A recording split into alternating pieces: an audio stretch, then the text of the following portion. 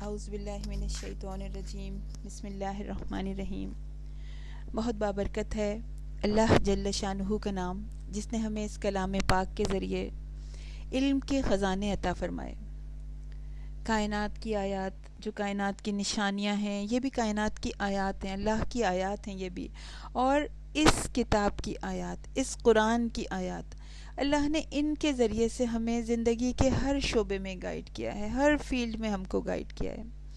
ہم نے آیت 50 تک کی ہیں، آیات جو ہیں سورہ مریم کی آیات، تو ہم نے اس کو سمجھنے کی کوشش کی ہے۔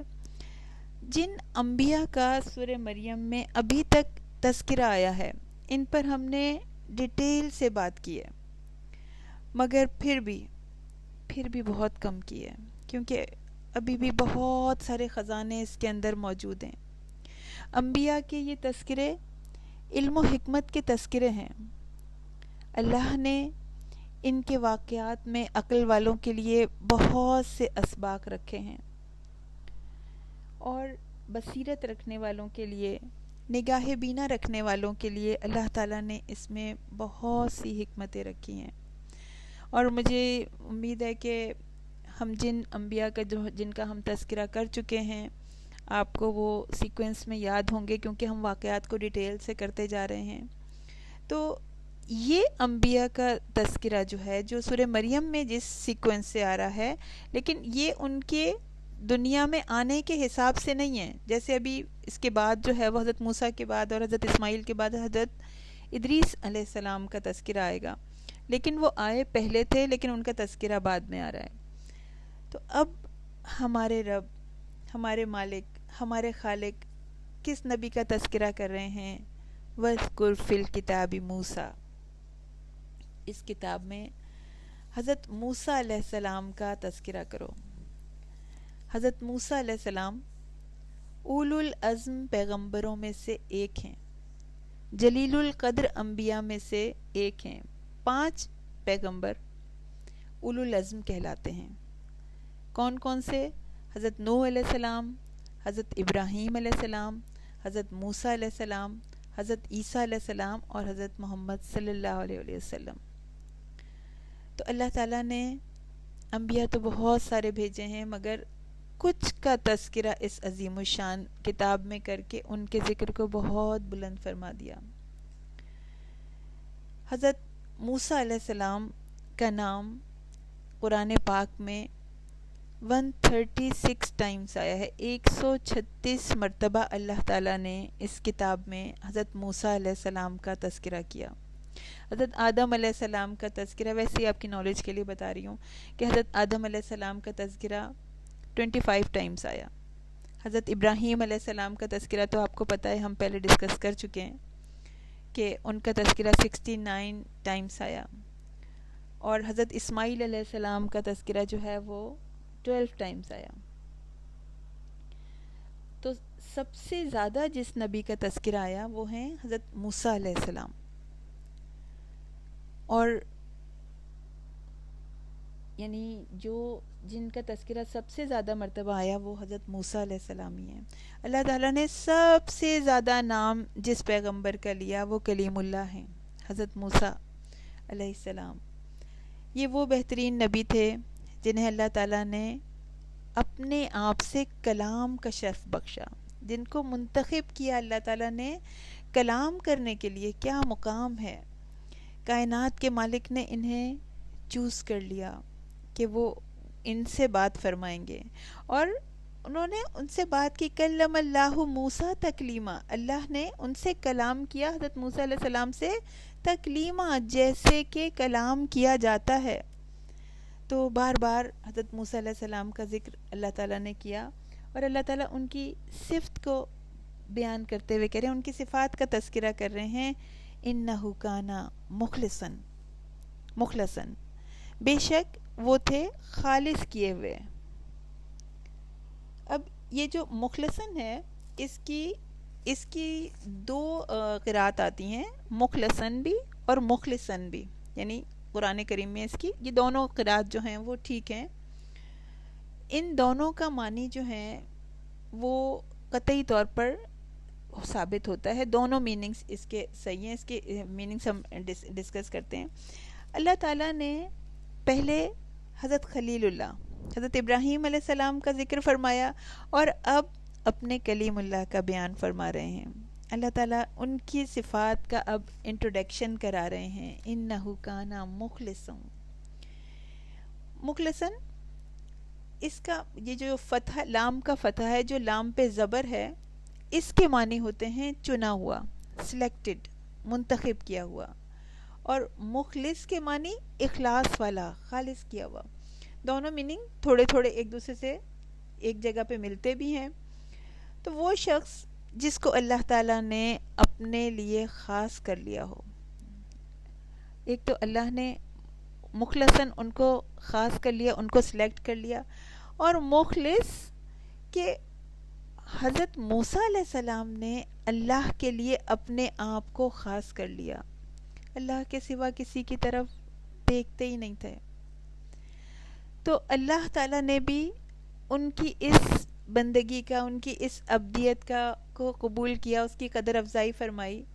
تو اللہ تعالیٰ نے بھی ان پر انہیں اپنی نوازشات خصوصی کے لیے, جو ان کے اوپر خصوصی انعام کے لیے ان کو سلیکٹ کر لیا, ان کو نبوت کا بارِ گراں اٹھانے کے لیے منتخب فرما لیا. تو اللہ کے چیدہ چنے ہوئے بندے, برگزیدہ بندے تھے حضرت موسیٰ علیہ السلام. اللہ تعالیٰ نے فرمایا قال یا موسیٰ, فرمایا اللہ تعالیٰ نے اے موسیٰ, انی استفیت علی الناس, بے شک میں نے چن لیا آپ کو تمام لوگوں پر, برسالتی, اپنی رسالت کے لیے, برسالاتی و بکلامی, اور اپنے کلام کے لیے, یعنی آپ سے کلام کرنے کے لیے بھی اور اپنی رسالت کے لیے بھی. ابراہیم علیہ السلام کا ہم نے تذکرہ کیا تھا. ابراہیم علیہ السلام میں صدیقیت کا رنگ سب سے زیادہ نمایاں تھا. بے شمار صفات کے حامل تھے حضرت ابراہیم علیہ السلام بھی, لیکن اللہ نے ان کی بہت سی صفات کا تذکرہ کرنے کے بعد کہا تھا انہ کان صدیقا نبیہ, کہ صدیقیت کی جو صفت تھی اس کو ساری خوبیوں کے اوپر رکھ دیا, اس کو پرائرٹی دے دی. اور موسیٰ علیہ السلام بھی صدیق تھے, اور ہر نبی صدیق ہوتا ہے, مگر سب سے نمایاں خوبی حضرت موسیٰ علیہ السلام کی کیا تھی کہ وہ مخلص تھے, اللہ کے بالکل خالص کردہ بندے. اللہ کے علاوہ کوئی نظر نہ آتا تھا, اللہ کی حکم عدولی کا سوچ بھی نہیں سکتے تھے, اللہ کے فرما بردار, اخلاص کے ساتھ اللہ تعالیٰ کی عبادت کرنے والے. یہ اچھا, یہ جو ہم جن خوبیوں کا تذکرہ کر رہے ہیں, حضرت ابراہیم علیہ السلام کی بھی خوبی, حضرت موسیٰ علیہ السلام کی بھی خوبی, یہ وہ خوبیاں ہیں جو کہ ان کے نبی بننے سے پہلے کی تھیں. جب وہ نبی نہیں بنے تھے, یہ اس سے پہلے کی یہ خوبیاں تھیں. اللہ تعالیٰ نے ان صفات کی بنا پر ان کو چنا. تو رسالت سے پہلے ملنے والی خوبیوں کا اللہ تعالیٰ تذکرہ کر رہے ہیں. ایک بڑے مقام پہ جب اللہ تعالیٰ نے ان کو فائز کیا, اس سے پہلے جو ان کے اندر خوبیاں تھیں اللہ تعالیٰ نے اس کا تذکرہ کیا کہ کس طرح وہ اپنے رب کے ہو کے رہے, نہ کوئی ریا تھا, نہ دکھاوا. اور قرآن میں آیا ہے انا اخلصناہم بخالصۃ ذکر الدار, کہ انبیاء کے بارے میں آ رہا ہے کہ ہم نے ان کو خالص کر لیا آخرت کی یاد کے لیے. اور بہت اہم بات ہے, بہت اہم بات ہے, ذرا سا غور سے سنیے. تفسیر جلالین ہے, جلال الدین سیوطی رحمۃ اللہ علیہ, اس میں کہتے ہیں کہ امت میں جو لوگ انبیاء کے نقش قدم پر چلتے ہیں, یعنی جس نے بھی ان کو فالو کیا, جس نے بھی ان صفات کو اپنے اندر ڈیولپ کرنے کی کوشش کی, ان کو کاپی کرنے کی کوشش کی, ان کو ان کے یعنی پیچھے چلے, ان کا اتباع کیا, تو ان کو بھی اس مقام کا ایک درجہ ملتا ہے. یعنی جو انبیاء کا درجہ ہے اس میں سے ایک درجہ ان کو بھی مل جاتا ہے جو کہ ان کو فالو کرنے والے ہوتے ہیں. اور اس درجے کی علامت کیا ہوتی ہے؟ اس کی علامت یہ ہوتی ہے کہ وہ اللہ کی طرف سے گناہوں سے بچا لیے جاتے ہیں, اور اللہ کی حفاظت بھی ان کے ساتھ ہوتی ہے. تو اس میں ہمارے لیے عمل کا کیا پہلو ہے, کیا پہلو نکلتا ہے؟ ہمیں سوچ کے پڑھنا ہے نا, ہمیں تدبر کرنا ہے نا اس پر کہ ہم کس طرح سے قرآن کے اوپر عمل کریں کہ ہماری زندگی بھی پاکیزہ ہو جائے، ہم بھی ان لوگوں میں شامل ہو جائیں، ان صالحین میں شامل ہو جائیں جو انبیاء کی پیروی کرنے والے ہوتے ہیں۔ تو ہمیں کرنا کیا ہے کہ ان صفات کو اپنے اندر ڈیولپ کرنے کی کوشش کرنی ہے، اس کی محنت کرنی ہے۔ دیکھیے ایسا ہوتا ہے نا کہ دنیا کے درجات کو پانے کے لیے بھی انسان کو بہت محنت کرنی پڑتی ہے۔ ایک چھوٹا سا بچہ جب اسکول جانا شروع کرتا ہے تو اس کا دل نہیں چاہ رہا ہوتا بستر چھوڑنے کا یا نیند سے اٹھنے کا، تو وہ اپنی پیاری چیز کی قربانی کر کے ایک چیز کو سیکھتا ہے، ایک علم وہ لیتا ہے۔ اب دنیا کے ایگزامز کو ہی لے لیجئے، اس کے لیے ہمیں کیا کیا کرنا پڑتا ہے؟ ہر درجے کے بعد نیکسٹ درجہ آتا ہے، نیکسٹ اسٹیپ آتا ہے۔ وہ جو نیکسٹ اسٹیپ ہوتا ہے وہ زیادہ ٹف ہوتا ہے، جو اگلی کلاس ہوتی ہے وہ پریویس کلاس سے زیادہ مشکل ہوتی ہے، ہوتا ہے نا ایسا؟ تو ہر درجہ، ہر اسٹیٹس پریویس سے اونچا بھی ہوتا ہے اور سخت بھی ہوتا ہے۔ جیسے اسٹیپس پہ ہم چڑھتے ہیں تو وہ ہر اسٹیپ دوسرے سے اونچا ہوتا ہے، تب انسان جو ہے اس پہ چڑھ کے اونچا ہوتا جاتا ہے۔ تو ہمیں کیا کرنا ہے؟ اپنے ٹارگٹ کو اونچا رکھنا ہے، اپنے ٹارگٹ کو اونچا رکھ کے محنت کرنی ہے، اسٹیپ بائی اسٹیپ، بس چلتے جانا ہے۔ تو جس کو اللہ کی محبت چاہیے، جو اللہ کی رضا کا طلبگار ہے، اس کو اپنے آپ کو خالص کرنا پڑے گا، حضرت موسیٰ علیہ السلام کی طرح۔ جو چاہتا ہے کہ اس کو اللہ کا فضل، اللہ کی رحمت، دنیا اور آخرت کی کامیابی ملے، جس کو بلند درجے مل جائیں، تو اس کو اپنے اوپر محنت کرنی پڑے گی، خلوص کے ساتھ اپنے آپ کو اپنے رب کے لیے خالص کرنا پڑے گا، کیونکہ ہمارے لیے بھی یہی حکم ہے۔ صرف حضرت موسیٰ علیہ السلام کے لیے صرف یہ حکم نہیں تھا، بلکہ ہمارے لیے بھی یہی حکم ہے۔ سورہ مومن، سورہ غافر بھی کہلاتی ہے، سورہ مومن کی آیت 14 ہے، فَادْعُوا اللَّهَ مُخْلِصِينَ لَهُ الدِّينَ وَلَوْ كَرِهَ الْكَافِرِينَ۔ تم سب، ہم سب سے کہا جا رہا ہے، ہم سب سے، کہ تم سب مل کر اللہ کو پکارو، فَادْعُوا اللَّهَ، اللہ کو پکارو، مُخْلِصِينَ لَهُ الدِّينَ، دین کو اپنے اس کے لیے خالص کر کے، چاہے کفار کو برا لگے، چاہے ان پریکٹسنگ لوگ جو ہیں ان کو برا لگے، جو دین کو پریکٹس نہیں کرتے، ان کو اچھا نہیں لگ رہا، ہمیں کسی کی پرواہ نہیں ہے، صرف اور صرف اپنے رب کو دیکھنا ہے، اس کو کیسا لگ رہا ہے۔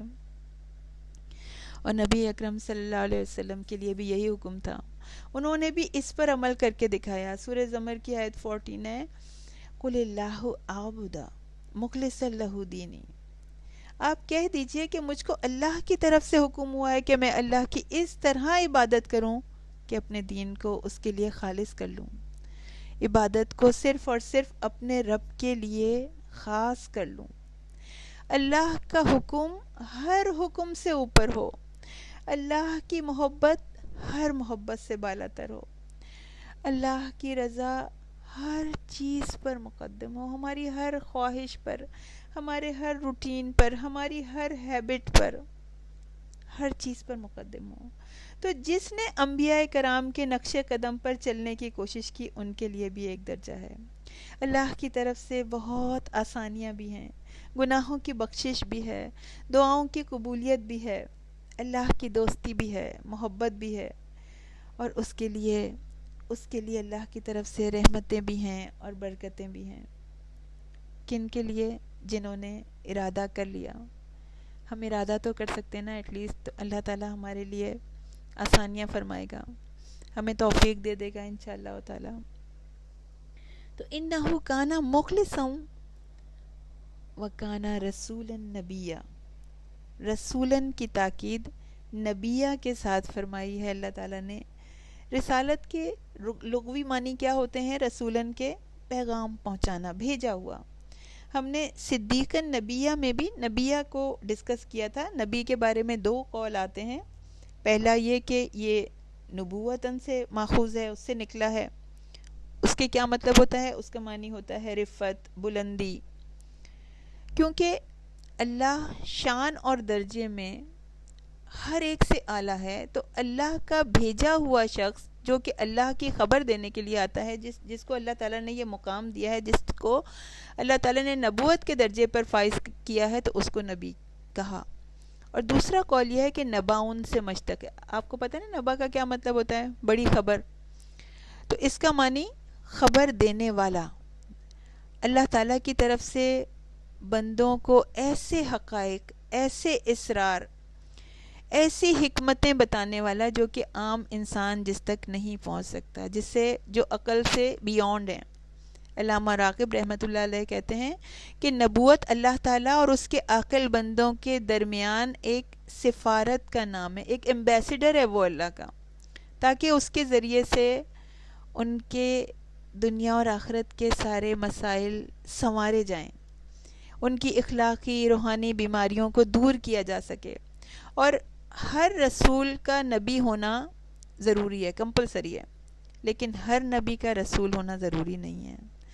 رسول وہ ہوتا ہے جسے کتاب ملتی ہے، جو صاحب شریعت ہوتا ہے، چاہیں وہ شریعت نئی ہو، یعنی صرف اسے دی ہو، یا کسی سابقہ رسول کی شریعت دے کر اسے کسی نئی قوم کی طرف بھیجا جائے، جیسے کہ حضرت اسماعیل علیہ السلام کو بھیجا گیا. تو کہا وَكَانَ رَسُولًا نَبِيًّا کہ ان کو دو صفات، خالی رسول نہیں کہا بلکہ کہا رسول کے ساتھ ساتھ وہ نبی بھی تھے. وَنَادَيْنَاهُ مِن جَانِبِ الطُّورِ الْأَيْمَنِ. طور کے کیا معنی ہوتے ہیں؟ طور اصل میں ویسے تو طور کے معنی پہاڑ ہیں، لیکن طور عبرانی زبان میں ایسے پہاڑ کو کہا جاتا ہے جو بالکل چٹیل ہو، جس پہ سبزہ بالکل بھی نہ ہو. اور جو یہ کوہ طور والا جو پہاڑی سلسلہ ہے، یہ ایک خاص پہاڑی سلسلے کو کہا جاتا ہے جو کہ مصر اور مدین کے درمیان یہ سلسلہ واقع ہے. اور یہ وہی کوہ طور ہے جہاں پر کہ حضرت موسیٰ علیہ السلام کو اللہ تعالیٰ نے پکارا اور ان کو وحی بھی، تورات بھی ان کو وہیں دی گئی. موسیٰ علیہ السلام نے مدین میں 10 سال گزارے، اور جب وہ اپنے خاندان والوں کو لے کے واپس جا رہے تھے تو اس وقت سورہ طٰہٰ میں آتا ہے کہ رات تھی، سردی تھی، وہ راستہ بھٹک گئے تھے وہ لوگ. تو آگ کی تلاش میں حضرت موسیٰ علیہ السلام، یعنی اس سردی میں کہ میں کہہ کے گئے کہ اپنے گھر والوں سے کہ میں تم لوگوں کے لیے کوئی انگارہ لے کے آتا ہوں تاکہ جو ہے وہ تم تھوڑا سا گرم ہو سکو، وارم ہو سکو. تو اس کی تلاش میں پہاڑ کی طرف تشریف لے گئے تو آپ کو پہاڑ کی جانب سے آگ نظر آئی، یعنی پہاڑ پر آگ نظر آئی کہ ایک درخت میں آگ سی لگی ہوئی ہے. وَنَادَيْنَاهُ مِن جَانِبِ الطُّورِ الْأَيْمَنِ. ہم نے پکارا ان کو کوہ طور کی طرف کی سیدھی جانب، یا اس کی رائٹ سائڈ پر. سورہ نمل میں آتا ہے آیت 7، اِذْ قَالَ مُوسَىٰ لِأَهْلِهِ اِنِّي آنَسْتُ نَارًا. جب موسیٰ علیہ السلام نے اپنے گھر والوں سے کہا کہ بے شک میں نے دیکھی ہے ایک آگ، اور عنقریب میں تمہارے پاس یعنی کوئی خبر لے کے آتا ہوں، یا تو ہمیں راستہ مل جائے گا، یا تو میں تم کو وارم کرنے کے لیے ایک انگارہ، جلتا ہوا انگارہ لے کے آتا ہوں. فَلَمَّا جَاءَهَا، تو جب وہ اس آگ کے پاس آئے، نودیا، وہ پکارے گئے، بورک من فی النار، کہ برکت دیا گیا جو آگ میں ہے، ومن حولہا، اور جو اس کے ارد گرد ہے، وسبحان اللہ رب العالمین، اور پاک ہے اللہ جو رب ہے تمام عالموں کا. پھر اللہ نے حضرت موسیٰ علیہ السلام کو پکارا، یا موسیٰ، اے موسیٰ، انہ انا اللہ، بے شک میں ہی اللہ ہوں، العزیز الحکیم، بہت غالب، بہت حکمت والا. تو یہ وہ مقام ہے، یہ کوہ طور، یہ وہ جگہ ہے جہاں پر حضرت موسیٰ علیہ السلام کو تورات دی گئی، ان پر وحی نازل ہوئی. تو اب اس کو جو یہ کہا جا رہا ہے طور الایمن، اب پہاڑ کا یہ ایک کوئی مفسر یہ کہتے ہیں کہ جب وہ مدین سے چل رہے تھے مصر کی طرف، تو یہ جو پہاڑ تھا یہ ان کی رائٹ سائڈ پہ تھا، تو اس وجہ سے شاید اس کو یہ کہا گیا من جانب طور الایمن. لیکن خود پہاڑ کا تو کوئی رائٹ اینڈ لیفٹ نہیں ہوتا نا.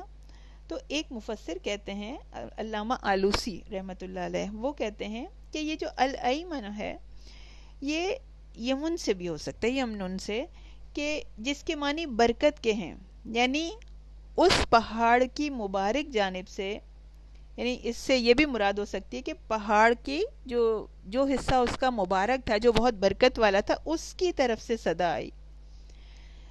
نادیناہ، ہم نے آواز دی، ہم نے اس سے پکارا. حضرت موسیٰ علیہ السلام کو آواز دینے سے مراد اس جانب سے اللہ کے کلام کا ظاہر ہونا. ظاہر ہے اللہ کو کوئی دیکھ نہیں سکتا، تو حضرت موسیٰ علیہ السلام نے اللہ تعالیٰ کے کلام کو الفاظ کی صورت میں سنا.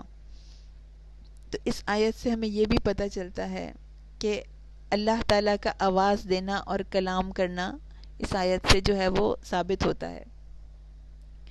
تو پھر اللہ تعالیٰ کہہ رہے ہیں وَقَرَّبْنَاهُ، کیا مقام ہے، انسان جو ہے وہ اس کے اوپر رشک کرے. وَقَرَّبْنَاهُ، اور ہم نے قریب کر لیا اس کو.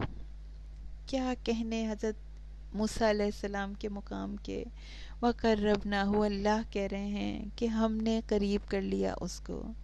نجیہ، نجی کہتے ہیں سرگوشی کرنا، نجوہ بھی اسی سے ہے. اس شخص کو بھی نجی کہا جاتا ہے جس سے سرگوشی کی جائے، جس سے بہت اپنائیت کے ساتھ بات کی جائے، جس کو قریب کر کے اس سے بات کی جائے، وہ بھی نجی کہلاتی ہے. رازدار، یعنی جب اتنا قریب کر کے بات ہوگی تو کوئی سیکرٹ بات ہوگی نا، کوئی راز ہوگا. تو حضرت موسیٰ کو اللہ تعالیٰ نے ایسا دوست بنا لیا جس سے سیکرٹس بھی شیئر کیے جاتے ہیں. تو راز کی بات کہی ان سے. نجیہ، چپکے چپکے سرگوشی کی صورت میں. راز و نیاز کس سے کیے جاتے ہیں؟ جو بہت قریب ہوتا ہے اس سے راز و نیاز کیے جاتے ہیں. راز کی بات تو اسی کو ہی بتاتا ہے نا انسان، ہر ایک کو تو راز کی بات نہیں بتاتا. اور اللہ سے دعا کرنے کو بھی مناجات کہا جاتا ہے، اللہ کو چپکے چپکے پکارنا.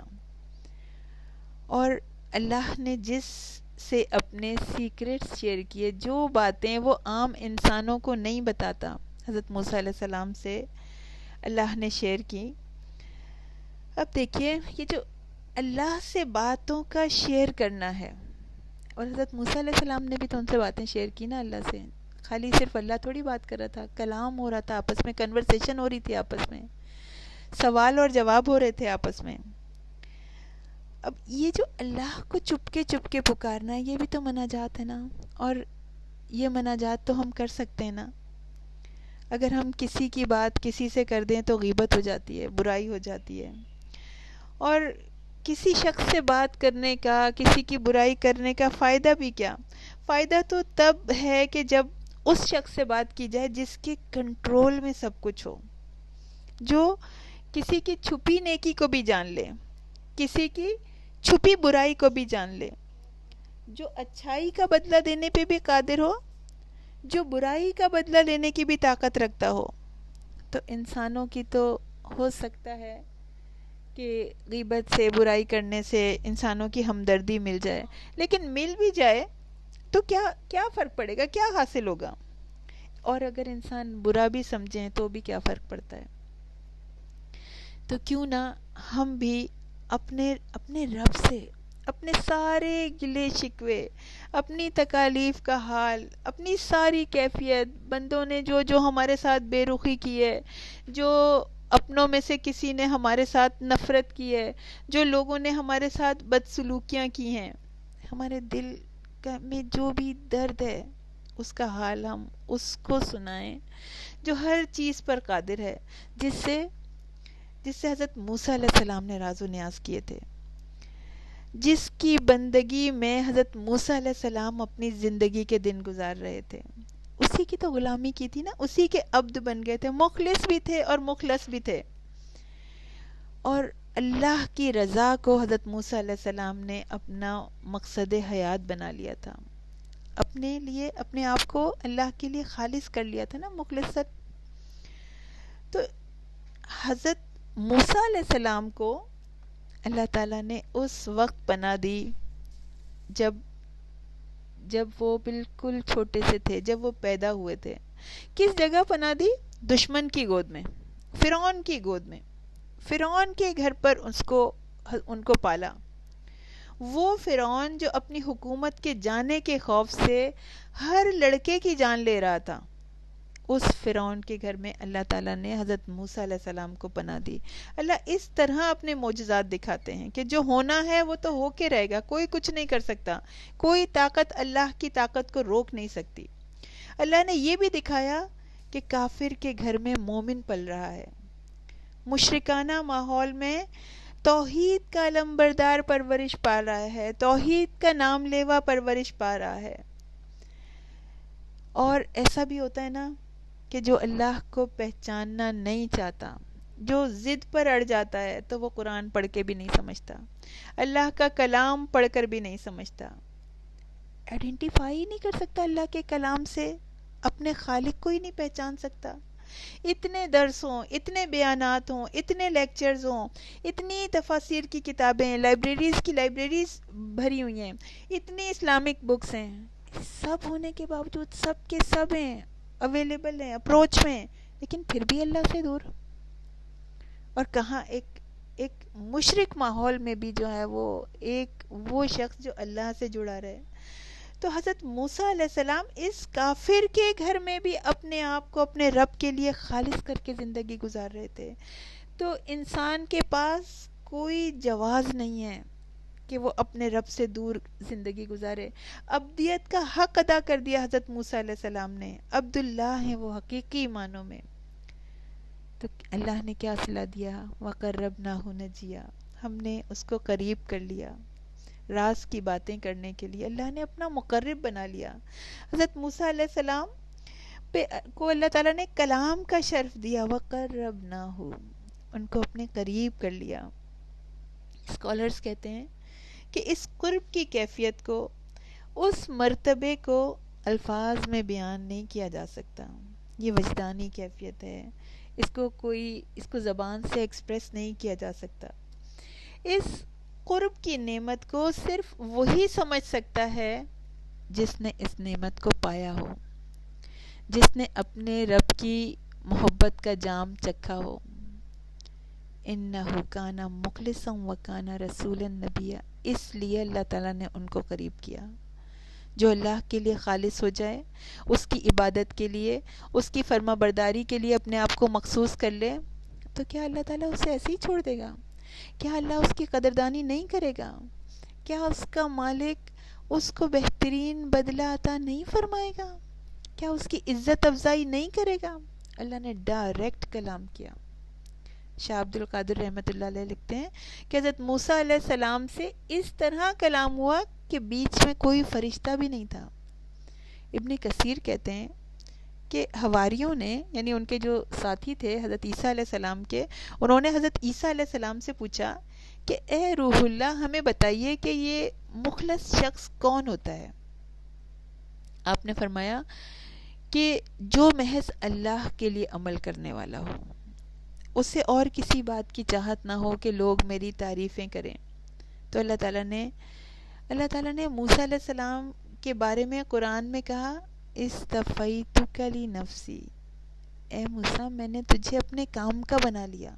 حضرت موسیٰ پر بھی بڑی مشکلات آئی تھیں, آزمائشیں آئی تھیں. ایسا بھی وقت آیا کہ انہوں نے اللہ کے لیے اپنی جان کی بھی پرواہ نہیں کی, خود بھی اللہ کے احکام کے مطابق زندگی گزاری اور دوسروں کو بھی اس کی دعوت دی.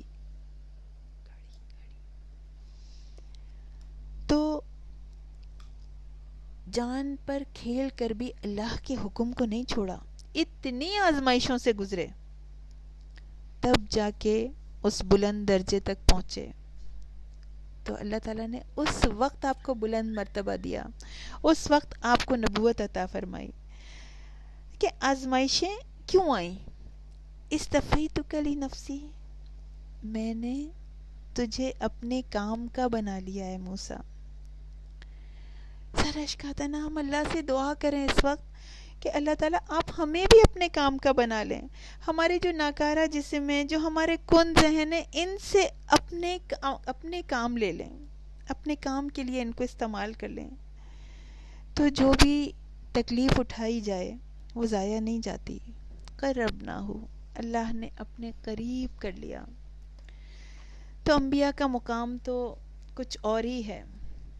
اس مقام تک تو پہنچا نہیں جا سکتا، لیکن عام بندے بھی جو محنتیں کرتے ہیں، جو کوششیں کرتے ہیں، جو اعمال صالح کرتے ہیں، جو جد و جہد کرتے ہیں، اللہ ان کی محنت کو ضائع نہیں کرتا. ان کی محنتوں کے حساب سے، ان کی کوششوں کے حساب سے، ان کی جد و جہد کے حساب سے، اس کے اکارڈنگلی ان کو اپنا قرب بخشتا ہے.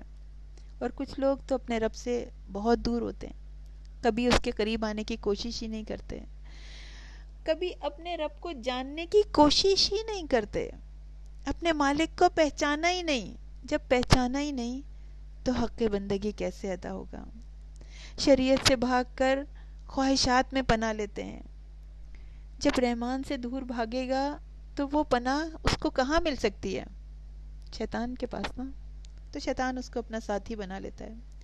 حضرت ابن عباس رضی اللہ تعالیٰ عنہ کہتے ہیں، انہوں نے قربناہ نجیہ کا یہ مطلب بتایا کہ اللہ تعالیٰ نے انہیں اتنا قریب کیا کہ حتیٰ کہ انہوں نے قلم کے لکھنے کی آواز سنی. مفسرین کہتے ہیں کہ اس سے مراد ہے تورات لکھنے والے قلم کی. اور تبیان القرآن میں ہے کہ اس سے قرب مکانی بھی مراد ہو سکتا ہے. قرب مکانی کا مطلب یعنی فزیکلی جگہ کے حساب سے اللہ تعالیٰ نے انہیں اپنے قریب کر لیا.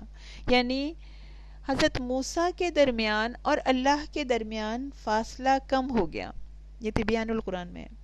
اور اس سے مراد یہ بھی ہو سکتی ہے کہ قرب شرف یعنی عزت مرتبے میں ان کو جو ہے وہ اللہ تعالیٰ نے بلند مرتبے پہ فائز کیا. یعنی اتنا بلند مرتبہ عطا کیا کہ ان کو اپنے سے قریب کر لیا.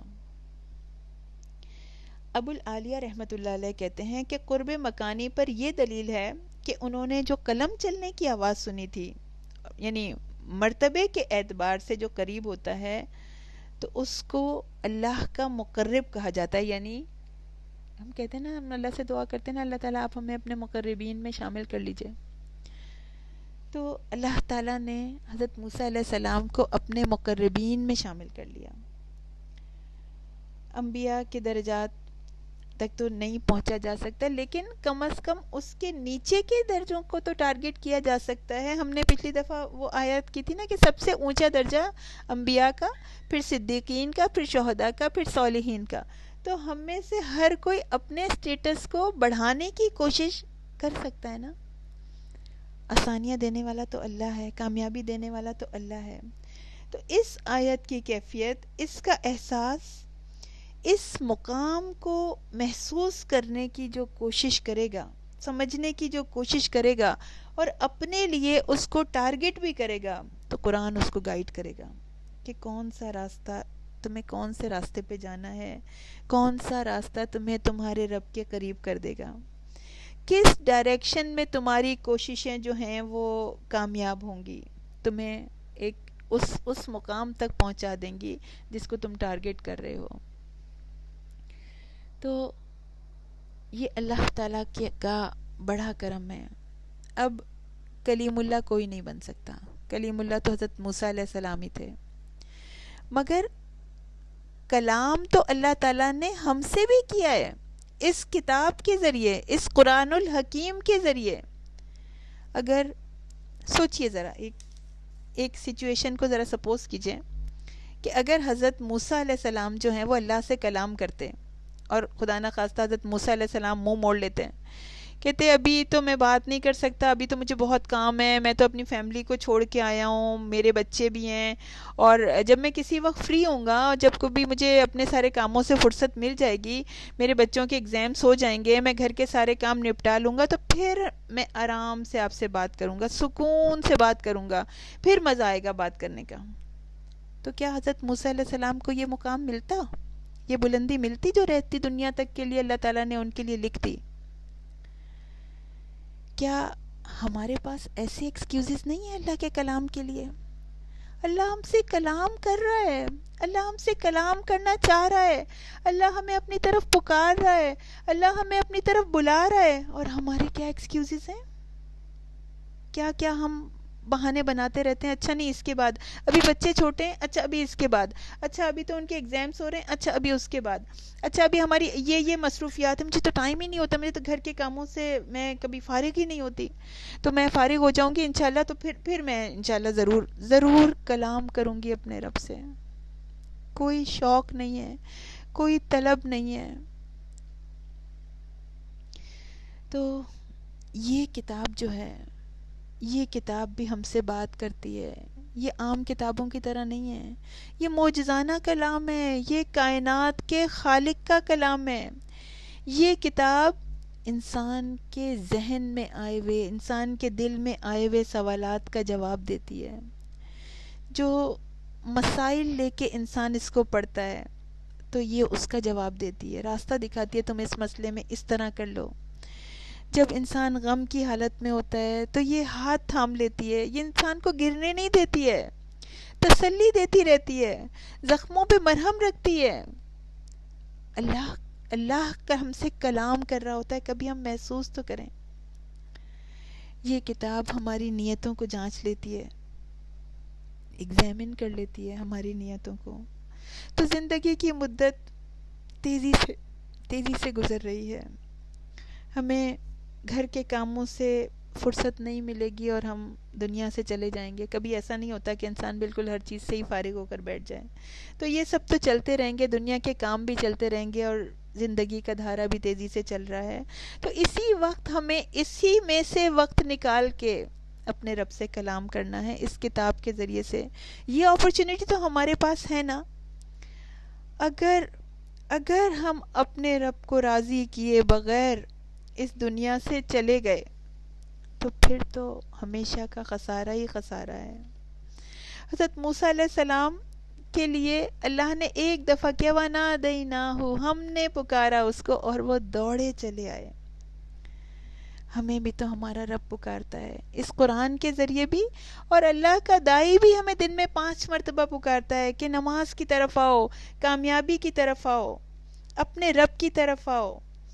نماز بھی تو اپنے رب سے ہماری کنورسیشن ہے نا, ملاقات ہے نا.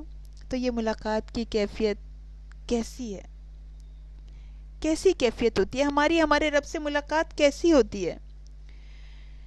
جیسے حضرت موسیٰ علیہ السلام کو اپنے رب سے ملنے کی جلدی تھی, کیا ایسی ملاقات ہوتی ہے؟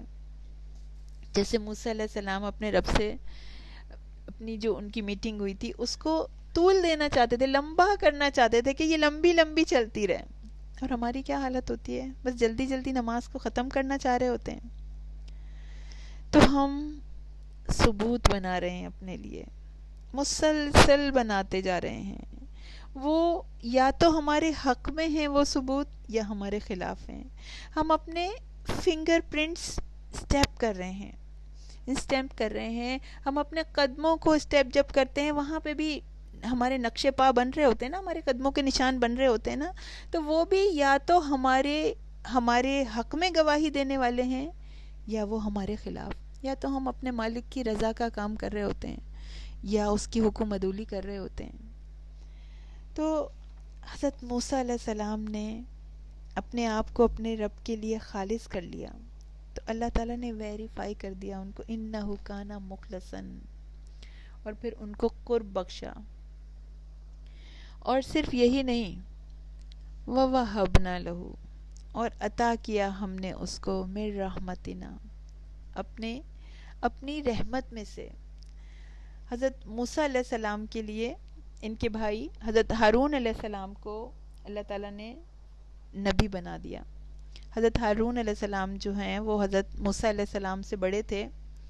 اس کا یہ مطلب نہیں ہے کہ موسیٰ علیہ السلام کے لیے ہم نے ہارون کو, یعنی وَوَهَبْنَا کا یہ مطلب نہیں ہے کہ موسیٰ علیہ السلام کے لیے ہم نے ہارون علیہ السلام کو پیدا کیا, بلکہ مراد کیا ہے اس سے, کہ موسیٰ علیہ السلام کی وجہ سے ہارون علیہ السلام کو نبوت عطا فرمائی.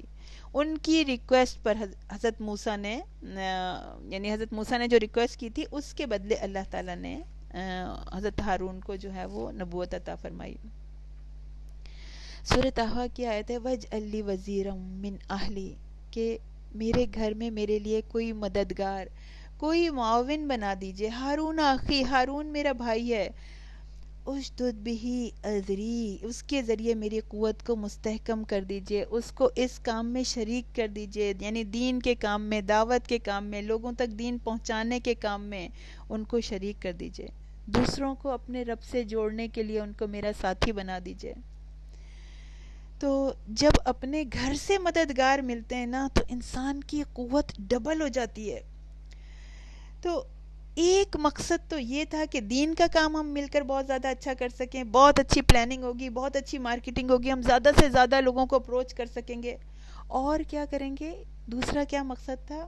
کئی نصب بھی ہوگا کثیرہ، ہم مل کر اکٹھے کوئی مووی پہ جانے کا پروگرام نہیں بنا رہے، وہ پلان نہیں کر رہے، کہہ رہے ہیں ہم مل کر اکٹھے دونوں مل کر خوب کثرت سے اللہ کی پاکی بیان کریں گے، وَنَذْكُرُكَ كَثِيرًا، اللہ کا کثرت سے ذکر کیا کریں گے، کثرت سے تسبیح، کثرت سے عبادت کریں گے، مل کر اپنے آپ کو اللہ کے لیے خالص کر لیں گے، مل کر اپنے آپ کو اللہ کے لیے وقف کر لیں گے۔ تو اللہ تعالیٰ، حدیث میں آتا ہے کہ سنن ابو داؤد کی حدیث ہے کہ جو شخص اپنے بھائی کے لیے دعا کرتا ہے غائبانہ تو اس کی دعا اللہ تعالیٰ قبول کرتا ہے۔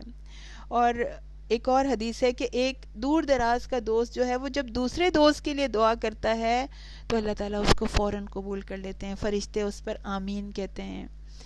مشکات میں حدیث ہے 2260 اس کا نمبر ہے کہ 5 دعائیں ضرور قبول ہوتی ہیں۔ مظلوم کی دعا کہ جب تک کہ اس کی مدد نہ کی جائے، حاجی کی دعا حتیٰ کہ وہ گھر نہ پہنچ جائے، مجاہد کی دعا جب تک کہ وہ جہاد کرنا ختم نہ کر دے، اور مریض کی دعا جب تک کہ وہ ریکور نہ کر لے، اور ایک مومن کی اپنے بھائی کے لیے غائبانہ دعا۔ اور ان میں سب سے جو کوئکسٹ دعا ہے، جس کو آنسر ملتا ہے، جو سب سے پہلے قبول کر لی جاتی ہے، وہ ہے جو اپنے غائبانہ بھائی کے لیے کی جاتی ہے۔ تو ہاتھ اٹھانے کی دیر ہے، اللہ تعالیٰ ضرور قبول کریں گے۔ اللہ تعالیٰ نے، اب دیکھیں جس طرح حضرت موسیٰ علیہ السلام نے اپنے گھر والوں کے لیے مانگا، اپنے بھائی کے لیے مانگا، کیا ہم نے اس طرح اپنے گھر والوں کے لیے مانگا جیسے حضرت موسیٰ علیہ السلام نے مانگا؟